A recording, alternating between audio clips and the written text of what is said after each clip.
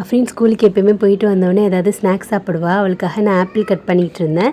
ஸ்கூலுக்கு ஆப்பிள் கொடுத்து விட்டோன்னு வைங்களேன், சாப்பிடவே மாட்டா, அப்படியே எடுத்துட்டு வந்துடுவா. வீட்டில் என் கண்ணு முன்னாடி கொடுத்தோம்னா எனக்கு பயந்துட்டு சாப்பிட்றேன்னு ஒரு ஆக்டிங்கை போட்டு சாப்பிட்ருவா. என்னம்மா ஆக்டிங் பண்ணுறாங்க பாருங்களேன். ஒரு வெளியாக சாப்பிட்டு முடிச்சுட்டு மதர்சா கிளம்பிட்டு இருந்தா, அதுக்குள்ளே அவள் எடுத்துகிட்டு வந்த டிஃபன் பாக்ஸை கலவணும் இல்லைன்னு வைங்களேன், ஸ்மெல்லு கமகமன்னு வந்துடும். அதனால டிஃபன் பாக்ஸை ஃபஸ்ட்டு வாஷ் பண்ணி வச்சிருவேன். அதுக்குள்ளே அஃப்ரீனுமே மதர்சாக்கு கிளம்பிட்டு அவளுக்கும் சலாம் சொல்லிட்டு வழி அமுச்சு விட்டுட்டு நெக்ஸ்ட் பார்த்தீங்கன்னா அவளுக்கு ஏதாவது ஸ்நாக்ஸ் செய்யலாம். காலையில் கொடுத்து விடுறதுக்கும் ஸ்நாக்ஸ் இல்லை, வந்து சாப்பிட்றதுக்கும் ஸ்நாக்ஸ் இல்லையா. நம்ம வீட்டில் அவல் இருந்துச்சு, அதனால் நெய்யில் வறுத்து எப்பயும் போல் அவல் உருண்டை செய்ய ஸ்டார்ட் பண்ணிட்டேன். நம்ம பாப்பா செய்ய விடுவாளா, கையை பிடிக்கிறதோ காலை பிடிக்கிறதோ கொஞ்ச நேரம் இடுப்பில் தூக்கி வச்சுக்கிட்டே செஞ்சுட்டு இருந்தேன். குட்டி பாப்பாலாம் இருக்கிற வீட்டிலலாம் இப்படி தாங்க, ஒரு வேலை செய்ய விட மாட்டாங்க, கையிலே தூக்கிட்டு இருக்க சொல்வா. இப்போல்லாம் ஒரு வழியாக லட்டும் உருட்டி ரெடி பண்ணி வச்சுட்டேன். இப்போ நம்ம ரெடி பண்ணி வச்சிட்டோம்னா காலையில் ஸ்கூலுக்கு ஸ்நாக்ஸ் கொடுத்து விட ஈஸியாக இருக்கும்ல, அதனால தான் ரொம்ப ஹெல்தி கூட.